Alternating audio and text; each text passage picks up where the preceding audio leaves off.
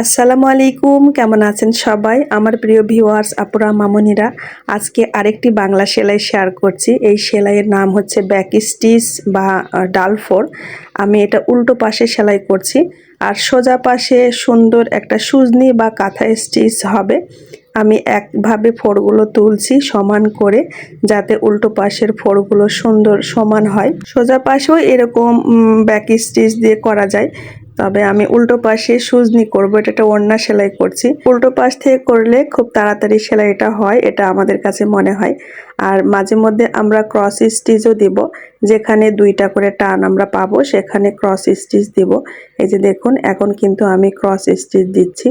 এভাবে সোজা পাশ থেকেও সেলাই করা যায়, একটু চাপা চাপা ফোড় দিয়ে। তো অন্যটায় সোজা পাশে সুজনি সেলাই হবে, সেজন্য উল্টো পাশে এইভাবে সেলাইটা করে নিচ্ছি। আমার এবং আমার কর্মীদের কাছে মনে হয় উল্টো পাশ থেকে এইভাবে করলে সেলাইটা তাড়াতাড়ি হবে। তবে একটু সমান করে ফোড় তোলার চেষ্টা করতে হবে, ছোট বড় হলে তখন দেখতে ভালো লাগবে না। আর আমি কিন্তু এখানে সিল্ক সুতা ব্যবহার করছি।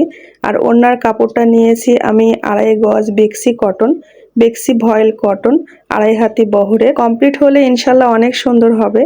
আর এরকম একটু হালকা কালারের হালকা ম্যাচিং দিয়ে ড্রেস, বিভিন্ন ধরনের ওড়না আমার অনেক পছন্দ।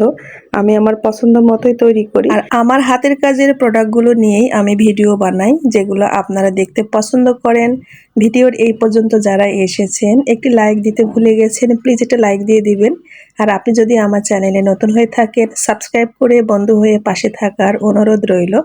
অলরেডি যদি এই কাজটি আপনি করে থেকে থাকেন, আপনাকে অসংখ্য অসংখ্য ধন্যবাদ। যেখানে দুইটা করে টান থাকবে সেখানে ক্রস স্টিচ দিচ্ছি, আর যেখানে একটা করে টান সেখানে এই যে ব্যাক স্টিচ দিচ্ছি বা ডালফোর দিচ্ছি। আর সোজা পাশে কেমন হবে, এই যে দেখুন সোজা পাশটা কেমন হচ্ছে।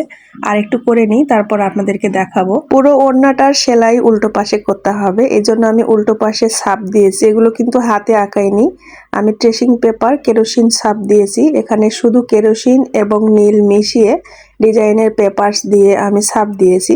আর ছাপানোর ভিডিও আমার অনেক আছে, চাইলে যারা নতুন বন্ধু আছেন তারা দেখে আসতে পারেন। এমনকি ডিজাইন তৈরির ভিডিও আমার চ্যানেলে দেওয়া আছে।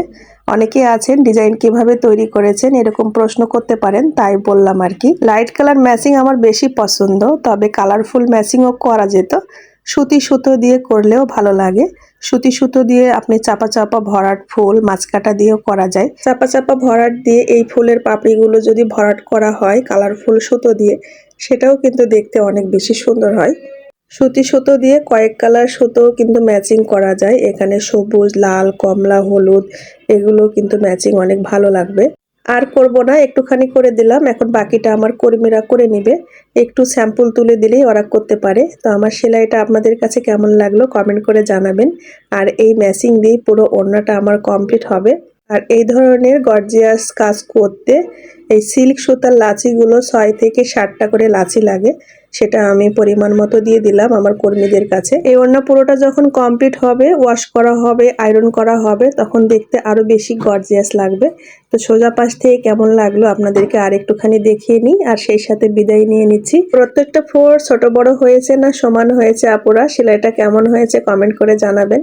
সবাই ভালো থাকেন, নতুন একটা ভিডিওতে দেখা হবে। আল্লাহ হাফেজ, আসসালামু আলাইকুম।